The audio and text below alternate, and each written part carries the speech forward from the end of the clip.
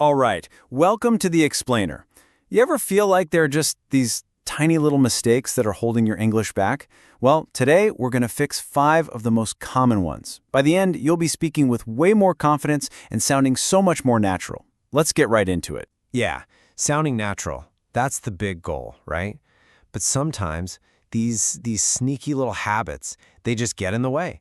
They can really stop a conversation from flowing smoothly. You know that feeling, right? Where you've got all the words in your head, you know exactly what they mean, but then when they come out of your mouth, something just sounds off, a little unnatural.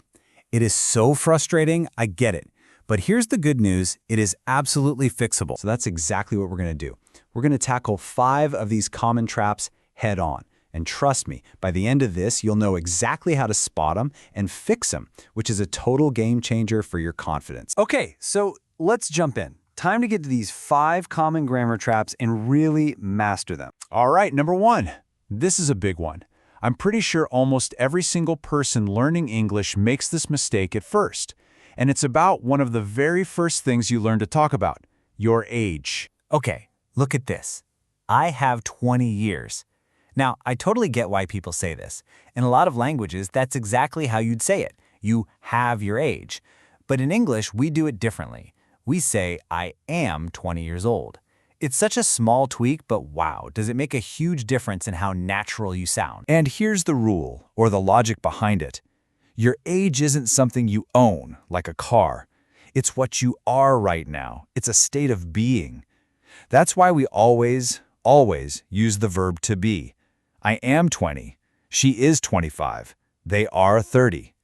Once that clicks, you've got it for life. You'll never make that mistake again. Okay, moving on to trap number 2. This one's a little trickier, and it's all about how you ask questions. So many people get tripped up by this. So take a look at the pattern here. When you're using the verb to be, it's pretty simple. You just flip the first 2 words. You are a student becomes are you a student?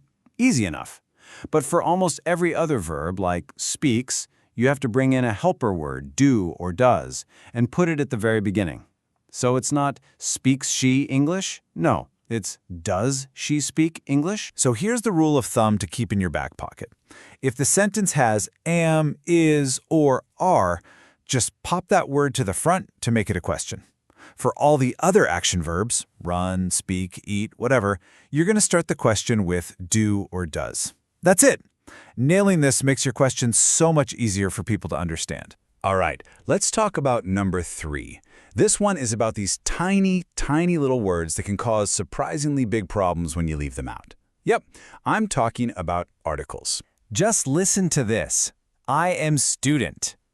It just sounds incomplete, doesn't it? Like something's missing. Because it is. That one little word, makes all the difference in the world. I am a student. Much better. It just completes the sentence and makes it sound right. So the big question is, which one do you use? Well, you use a before words that start with a consonant sound, and an before words that start with a vowel sound. And listen, this is key. It's about the sound, not the letter itself.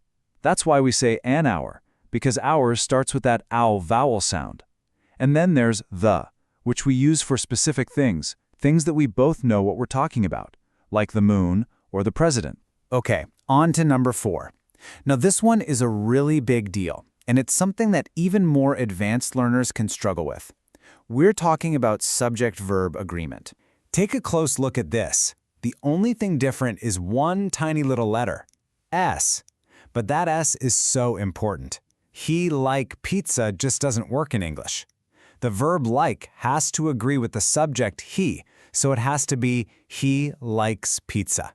Honestly, this is one of the biggest clues that someone is still learning English. And the rule here is actually pretty straightforward. In the present tense, whenever you're talking about he, she, or it, you just add an S to the verb. He walks, she plays, it rains. But for I, you, we, and they, no S. I walk, they play.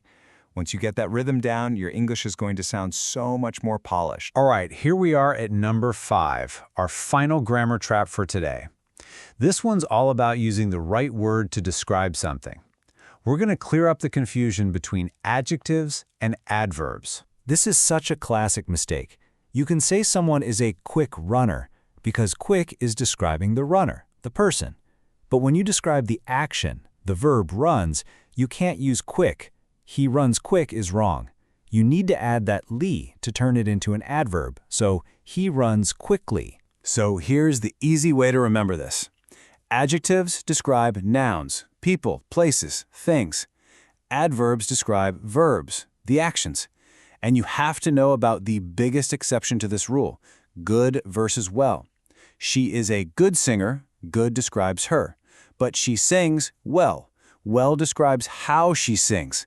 Please, please, please, never say she sings good. Okay, so we've laid out all 5 traps. But just knowing about them isn't enough, right? How do you actually stop yourself from falling into them?